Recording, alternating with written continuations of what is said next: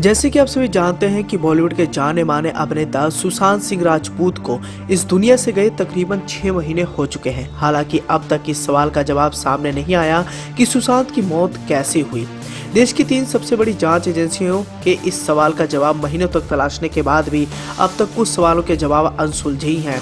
लंबे वक्त तक पूरा देश इस मामले में सीबीआई जांच की मांग करता रहा था, लेकिन सीबीआई के हाथ में जांच आने के बाद से लेकर अब तक इस मामले की चार्जशीट दायर नहीं की गई है। पुनीत कौर धंडा ने सुप्रीम कोर्ट में की याचिका दायर करते हुए देश की सबसे बड़ी जांच एजेंसी की कार्यप्रणाली पर सवाल खड़े किए हैं। याचिका के मुताबिक सुप्रीम कोर्ट ने 19 अगस्त को जांच सीबीआई को सौंप दी थी और तब से लेकर अब तक बस थोड़ी सी ही प्रगति मामले को लेकर हुई है। याचिका में आरोप लगाया गया है कि सीबीआई जिम्मेदार ढंग से इस मामले की जांच नहीं कर रही है और अब तक बस थोड़ी ही ग्रोथ इस मामले को लेकर हुई है। इसी वजह से इस केस की जांच का नतीजा अब तक नहीं निकल पाया है।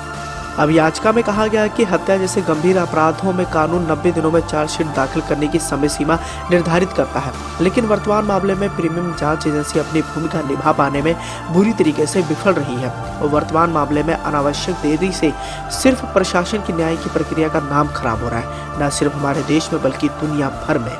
तो ये एक बड़ा मामला हमें देखने को मिल रहा है सुशांत सिंह राजपूत केस को लेकर। इसी के साथ ही हम आपको इस बात की भी जानकारी देना चाहेंगे कि सुशांत सिंह राजपूत केस की जब जांच की जा रही थी तो सबसे पहले सारे इल्जामात उनकी गर्लफ्रेंड रिया चक्रवर्ती पर आया था। रिया चक्रवर्ती पर पैसों की हेराफेरी का भी आरोप लगाया गया था। इसके बाद जांच आगे बढ़ती है और ये जांच जब बड़े स्तर पर की जाती है तब ड्रग्स का एंगल भी देखने को मिलता है, जिसके चलते बॉलीवुड के नामी कलाकारों का नाम आता है और एनसीबी उन्हें समन भी भेजती है। और अभी हाल ही में हर्ष लिंबाचिया जो कि भारती सिंह के पति हैं, इनकी भी गिरफ्तारी की जाती है।